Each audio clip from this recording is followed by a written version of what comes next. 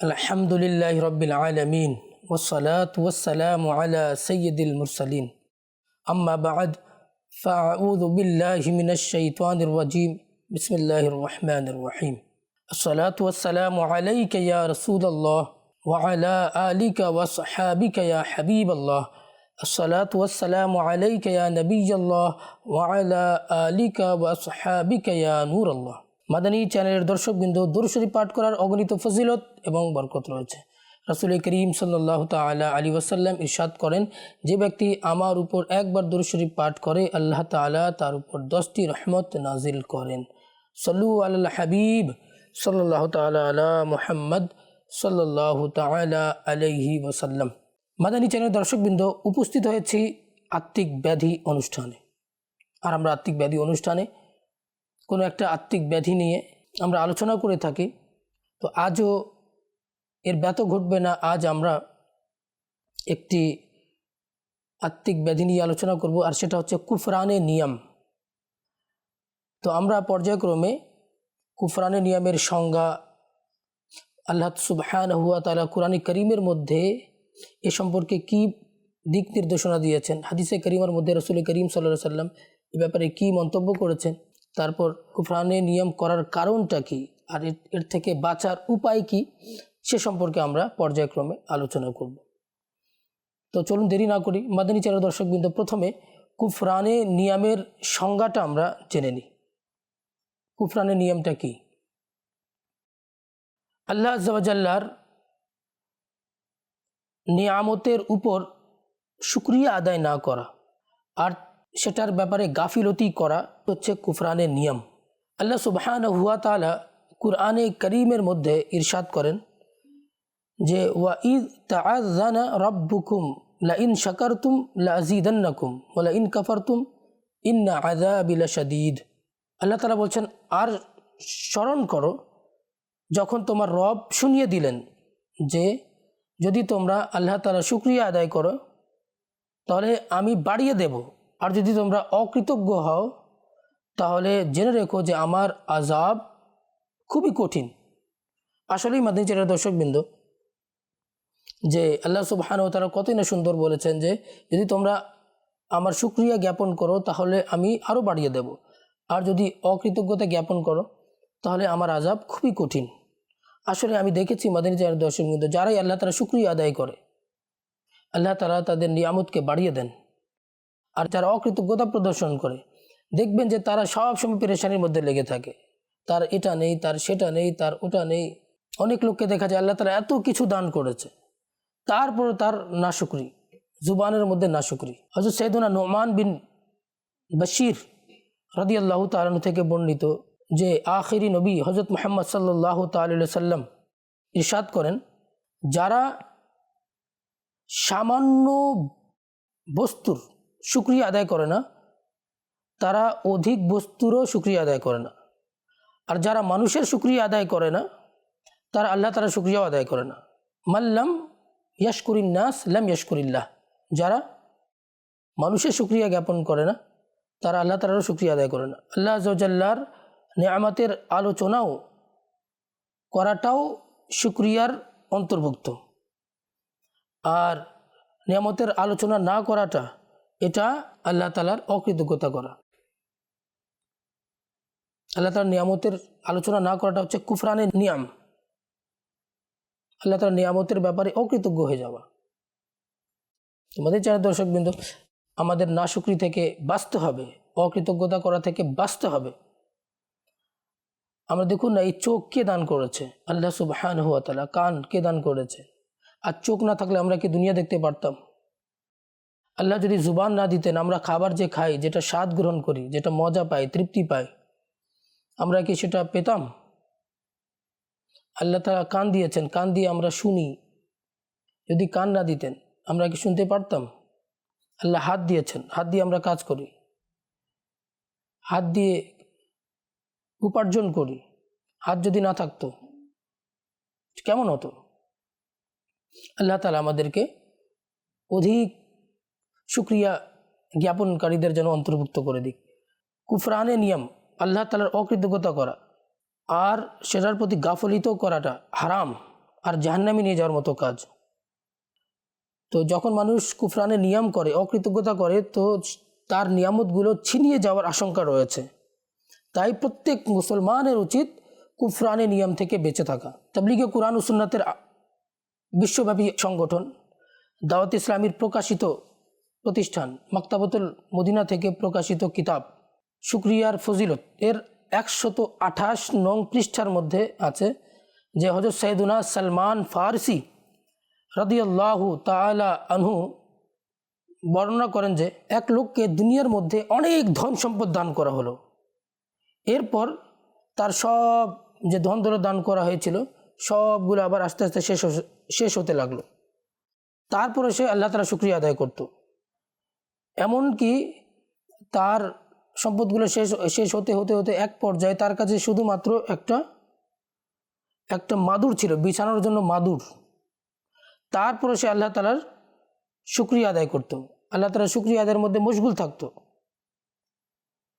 অন্য একজন সম্পদশালী ব্যক্তি তাকে বলল, এখন তুমি কোন কথার উপর আল্লাহ তাআলার শুকরিয়া আদায় করছো? তোমার তো সব কিছু শেষ হয়ে গেছে, এখন কোন কথার উপর তুমি শুকরিয়া আদায় করছো? সে বলল, আমি ওই নিয়ামতগুলোর প্রতি আল্লাহ তাআলার শুকরিয়া আদায় করছি যার জন্য যদি দুনিয়ার সব দৌলত যদি দিয়ে দেই তারপর আমরা পাবো না। জিজ্ঞাসা করলো, সেটা কি? সে জবাব দিল, তুমি কি দেখছো না আমার জুবান? এক জুবান কি টাকা দিয়ে কিনতে পাওয়া যায়? আল্লাহ তাআলা আমাকে হাত দিয়েছেন, হাত কি টাকা দিয়ে কিনতে পাওয়া যায়? আল্লাহ তাআলা আমাকে পা দিয়েছেন, চোখের নিয়ামত দান করেছেন। ঠিক আছে, আমার সব কিছু শেষ হয়ে গেছে, আল্লাহ তো আমার চোখ তো ছিনিয়ে নেননি। আল্লাহ তাআলা আমার জুবান তো দিয়েছেন, নাক দিয়েছেন, নাক দিয়ে নিঃশ্বাস তো নিচ্ছি। পুরা শরীর আল্লাহ তাআলার নিয়ামত। শরীর থাকলে, শক্তি থাকলে আবার ধন দৌলত উপার্জন করা যাবে।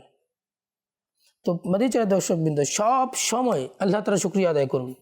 আল্লাহ তাআলা কোরআনে কারীমের মধ্যে বলেছেন, লা ইন শাকারতুম লাযিদান্নাকুম ওয়া লা ইন কাফারতুম ইন্না আযাবি লাশাদীদ। তোমরা আমার শুকরিয়া আদায় করো, যদি শুকরিয়া আদায় করো তাহলে আমি তোমাদেরকে বাড়িয়ে দেব, আর যদি অকৃতজ্ঞতা জ্ঞাপন করো তাহলে আমার আযাব খুবই কঠিন। মাদানী চ্যানেলের দর্শকবৃন্দ, এক লোক জঙ্গলে বসবাস করত, আর তার কাছে একটি ছাগল, একটি গাধা আর একটি কুকুর ছিল। গাধার মধ্যে সে মাল বোঝাই করে নিয়ে আসতো, কুকুর তার ঘরের ভাড়া দিত, আর ছাগল বা গরু যেটা ছিল সেটা দিয়ে সে দুধ দহন করত। তো একে একে করে একদিন তার ছাগল বা গরু মারা গেল। সে আল্লাহ তাআলার শুকরিয়া আদায় করলো, আল্লাহ তোমার লাখো কোটি শুকরিয়া। আবার কিছুদিন পর তার গাধা মারা গেল, সে আবার আল্লাহ তাআলার শুকরিয়া আদায় করলো। কিছুদিন পর কুকুরও মারা গেল, সে আবার আল্লাহ তাআলার শুকরিয়া আদায় করলো। তো এখন কোনো বাসার মধ্যে কোনো পশু নেই।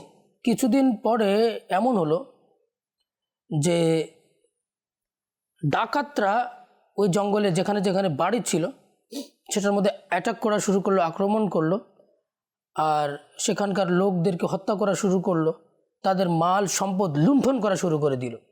তো সবার বাড়িতে আক্রমণ করলো, সবার অনেকজনকে হত্যা করে ফেললো, অনেকের সম্পদ লুণ্ঠন করে চলে গেল। কিন্তু যেই লোকটার কিছুদিন আগে যার গাধা মারা গিয়েছে, যার ছাগল মারা গিয়েছে, যার কুকুর মারা গিয়েছে, যে শুকরিয়া আদায় করছিল, তার বাড়িতে কোনো কিছু লুণ্ঠন করা হয় নাই, কোনো কিছু নেওয়া হয় নাই। তো পরে বোঝা গেল যে ডাকাতরা যাদের বাড়িতে কোনো পশু জন্তু কোনো কিছু ছিল, যেমন মুরগি, ছাগল বা ইত্যাদি ছিল, গাধা ছিল, তো তাদের আওয়াজ শুনে শুনে, কারণ রাতে এই জন্তুগুলো আওয়াজ দেয়, কুকুরও আওয়াজ দেয়, গাধা আওয়াজ দেয়, ছাগল আওয়াজ করে। তো এই আওয়াজ শুনে ডাকাতরা বুঝে যেত যে জঙ্গলে অমুক জায়গায় বাড়ি আছে। তো তারা সেখানে ধারণা লাগিয়ে, ধারণা করে সেখানে গিয়ে ওই বাড়িতে আক্রমণ করত। তো দেখুন মাদানী চ্যানেলের দর্শকবৃন্দ, কিছুদিন আগে ওই লোকটার গাধা মারা গিয়েছে, গরু মারা গিয়েছে, বা ছাগল মারা গিয়েছে, কুকুর মারা গিয়েছে। তো এই মারা যাওয়াটাও তার জন্য উপকার হিসেবে সাব্যস্ত হয়েছে। যদি আজ তার ওই পশুগুলো জীবিত যদি থাকতো, তো তাদের আওয়াজেও ডাকাতরা আওয়াজটা শুনে আবার ওই বাড়িটা অ্যাটাক করতো, বাড়ির সব কিছু লুণ্ঠন করে নিয়ে যেত। কিন্তু আল্লাহ তাআলা দেখুন কত বড় দয়া করেছেন যে তার জন্তু তো মারা গেছে, ওই লোকটি শুকরিয়া আদায় করেছে, যার কারণে তার প্রাণ বেঁচে গেছে, তার স্ত্রীর প্রাণ বেঁচে গেছে, তার বাচ্চার প্রাণ বেঁচে গেছে, তার পরিবারের ওই জিনিসপত্রগুলো বেঁচে গেছে। এটা কি জন্য হয়েছে মাদিনী চ্যানেলের দর্শকবৃন্দ? আল্লাহ তাআলা শুকরিয়া আদায় করেছে। অনেক লোক আছে সব সময় না শুকরি, ব্যবসা করছে, তাকে গিয়ে যদি জিজ্ঞেস করা হয় যে কেমন চলছে ব্যবসা, বলবে আমার এটা কর্জ আছে, আমার এটা সমস্যা, আমার ওটা সমস্যা। আরে আল্লাহর শুকরিয়া আদায় করো না, আলহামদুলিল্লাহ বলো না। আজকে তোমার তো দোকান আছে, অন্যের তো দোকানও নাই। আল্লাহ তোমাকে পুরো শরীর দিয়েছে, চোখ কান সব কিছু সালামত রেখেছে, এগুলো তো আছে। আল্লাহ তারা শুকরিয়া আদায় করেন, আল্লাহ তাআলা আরও নেয়ামত বাড়িয়ে দিবেন। আজকে একটু পেরেশানি আছে, হয়তো ওই পেরেশানির কারণে আপনার বড় পেরেশানি থেকে আপনি বেঁচে গেছেন। তো আমাদের এই বিষয়গুলো মাদানী চ্যানেলের দর্শকবৃন্দ বুঝতে হবে। আমরা বেশি বেশি আল্লাহ তাআলা শুকরিয়া আদায় করি। অনেক সময় দেখা যায় ফ্যামিলির মধ্যে খাবার সব সময় তো আবার প্রত্যেক দিন তো মাংস, ডিম, মাছ রান্না হয় না। তো বাবা মার সামনে বাচ্চারা পেরেশান হয়ে যায়।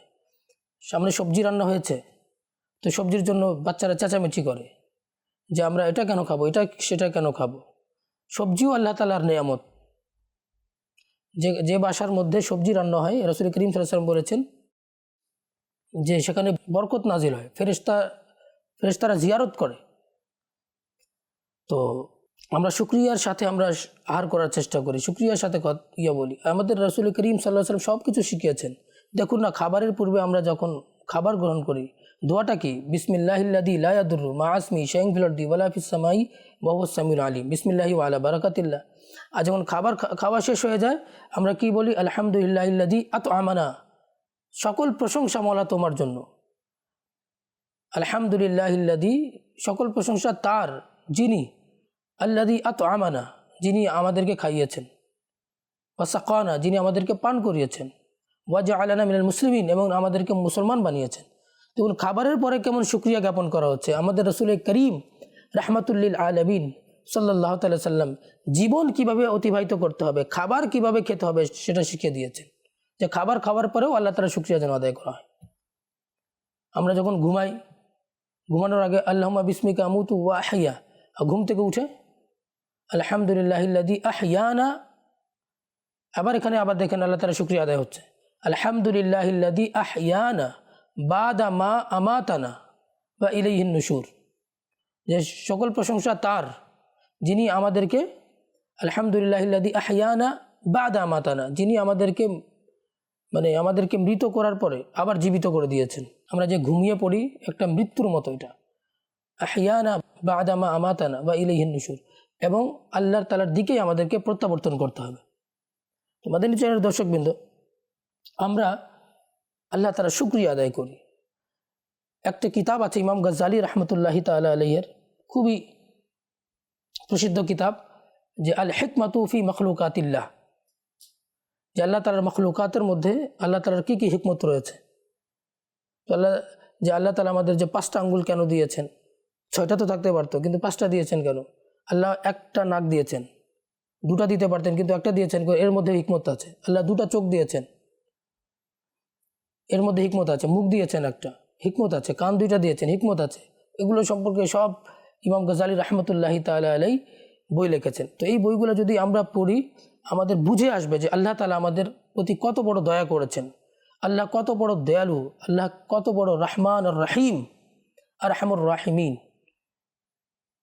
তো এই জিনিসগুলো যখন আমরা পড়ব না, তো ইনশাআল্লাহ আমাদের মুখ থেকে নাশুকরি বের হবে না।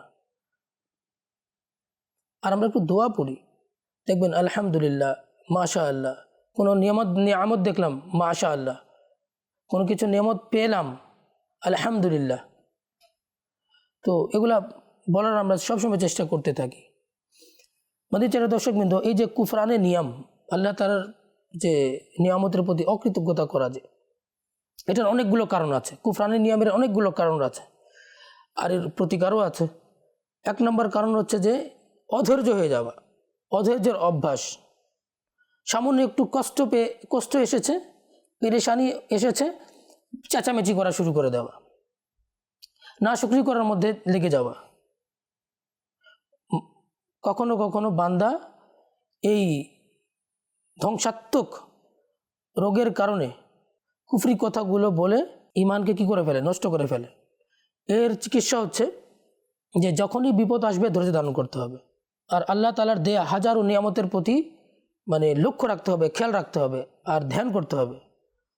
তখন অটোমেটিক্যালি দেখবেন যে আপনার অন্তরে কি চলে আসবে, ঠিক আছে আমার এই নিয়ামত চলে গেছে, আমার এই সমস্যা আছে, আল্লাহ তাআলা তো আমার হাত পা সালামত রেখেছেন, অন্যান্য নিয়ামত তো সালামত রেখেছে, শুকরিয়া আদায় করতে হবে। তখন আপনার অন্তরে যে কষ্টটা আছে সে কষ্টটা লাঘব হয়ে যাবে। কুফরানি নিয়ামের দ্বিতীয় কারণ হচ্ছে তাওয়াক্কুলের ঘাটতি, অর্থাৎ আল্লাহ তাআলার উপর ভরসা না থাকা। যখনই বান্দা কোনো রোগের শিকার হয় তখনই নাশুকরি করা শুরু করে দেয়। যখনই ধন দৌলত বিলাসিতা থেকে বঞ্চিত হয় তখন সে আবার নাশুকরি করা শুরু করে দেয়। এর চিকিৎসা হচ্ছে যে নিজের মাঝে কানাআত সৃষ্টি করুন, অল্পে তুষ্টে থাকুন। আল্লাহ সামান্যটুকু নিয়ামত দিয়েছে, খুশি থাকুন। নিজের ভুলের প্রতি, নিজের গুনাহের প্রতি লক্ষ্য রাখুন যে আমার কাছে নিয়ামত কম আছে, এদিকে দেখছেন কেন? আমার দ্বারা যে গুনাহ অনেক হয়ে গেছে, পা থেকে মাথা পর্যন্ত গুনাহ আর গুনাহে পূর্ণ, এদিকে লক্ষ্য রাখুন যে গুনাহের কারণে যদি আল্লাহ আযাব দিতেন তাহলে কি হতো? আল্লাহ তো আযাব দিচ্ছেন না, আপনার নিয়ামত কমে গেছে, শুকরিয়া আদায় করুন। আর মনে করুন যে আমি এত গুনাহ করেছি, আল্লাহ তাআলা আযাব দিচ্ছেন না, তো এটা আল্লাহ তাআলার অনেক বড় দয়া।